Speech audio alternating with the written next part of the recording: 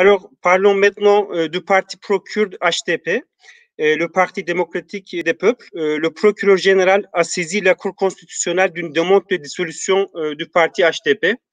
Et après, nous avons appris que le rapporteur de la Cour a trouvé des vices liés à la procédure. Mais ce ne sont pas de graves erreurs, telles que les informations liées à l'identité et l'adresse des concernés. Et d'après vous, quelle est l'intention du gouvernement Erdogan avec ce pas?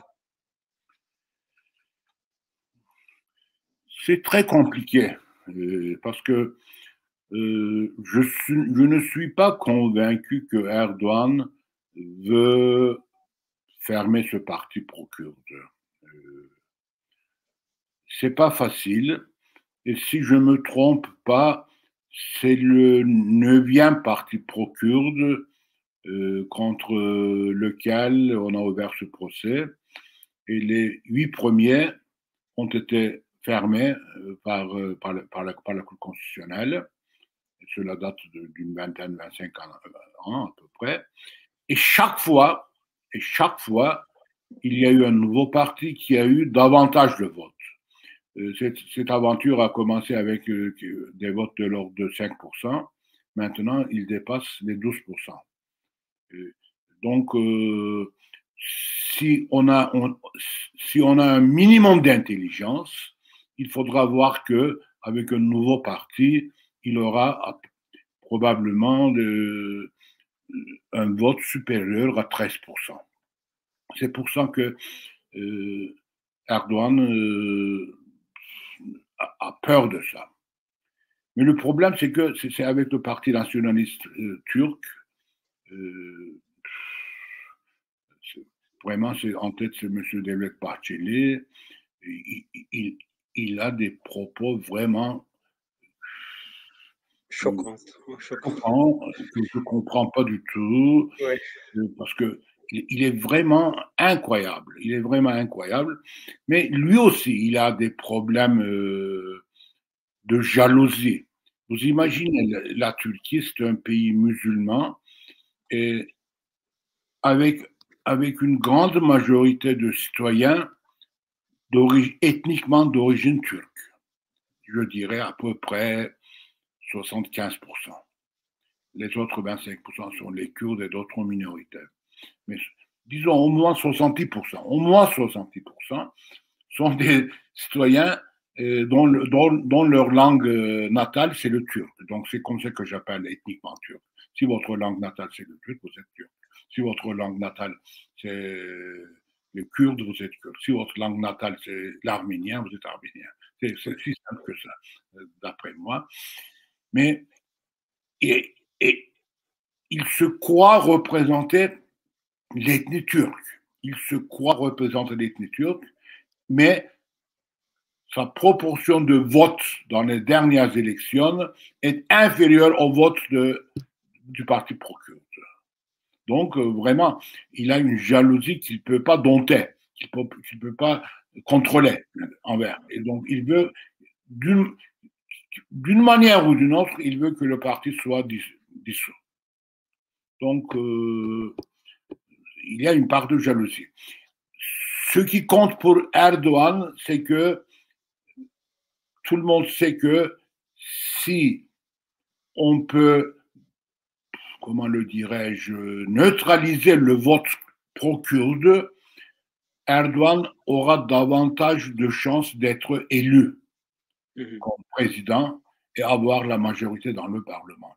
Si on peut neutraliser d'une manière ou d'une autre le vote pro-kurde, si on ne peut pas neutraliser le vote pro-kurde, probablement, s'ils ont un taux de vote de l'ordre de 13%, probablement, ce sera la fin du règne du sultan Erdogan.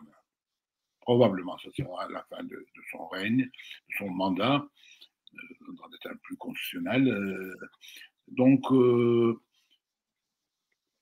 mais le problème que je ne comprends pas très bien, c'est que c'est l'attitude du parti séculaire pro-républicain de CHP. Il ne fait pas un accord officiel, ouvert avec le parti pro-kurde, sous prétexte que une grande partie de ces des électeurs de ce parti séculaire, nationaliste, républicain.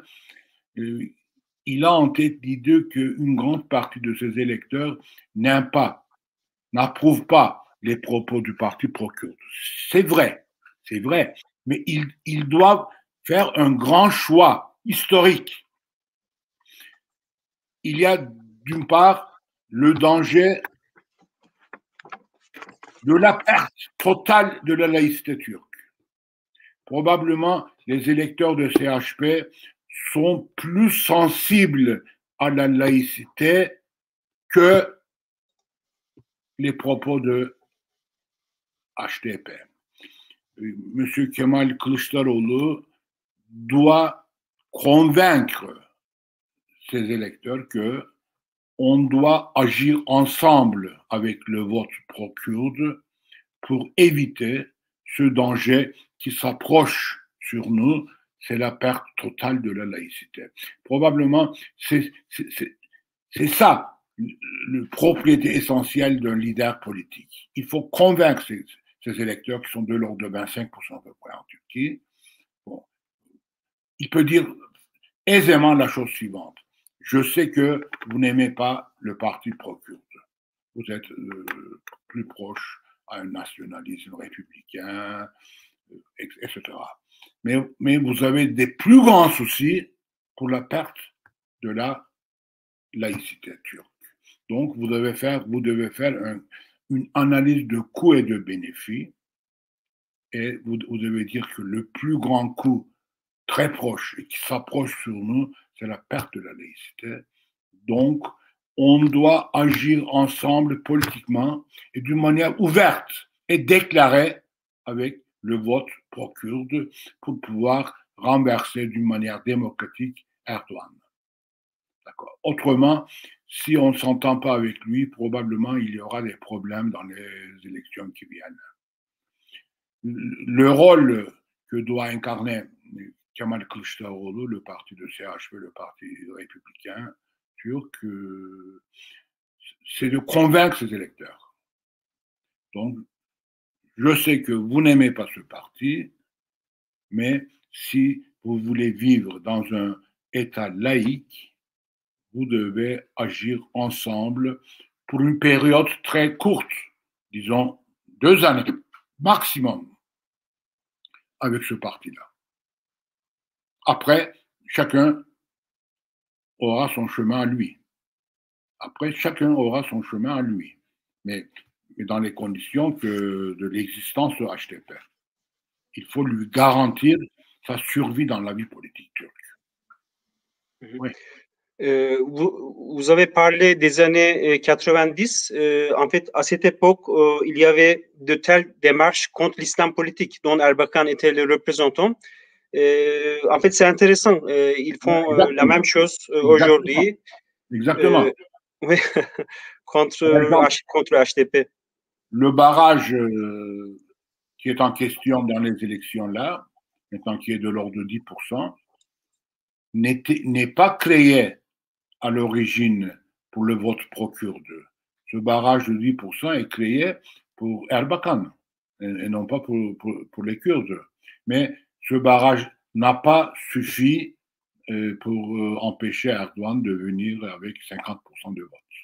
Donc, il ne faut pas faire des choses artificielles dans la vie politique. Ce sont des choses artificielles. Même fermer un parti aussi, c'est une chose artificielle qui servira à rien. Erdogan, il est plus intelligent que Bahçeli, donc il le sait. Probablement, c'est à cause de cela. Lui, il a en tête d'éliminer tous les grandes têtes du vote pro-kurde. Il s'agit d'une prohibition politique pour 640, si je ne me trompe pas, des dirigeants du parti. Pas les dirigeants, mais oui, des dirigeants, je dirais des dirigeants au niveau national et local même. 687, autant que je sache, oui. Quelque chose comme ça. À peu près 700, oui. Si on les met en dehors de la vie politique, le parti pro-kurde n'aura pas une efficacité comme aujourd'hui, mais il se trompe. C'est un mouvement politique qui n'est pas négligeable du tout, parce qu'il représente quelque chose. Il représente, je dirais toujours la même chose, la conscience du peuple kurde et aussi du peuple qui ne se définit pas comme kurde, comme moi par exemple.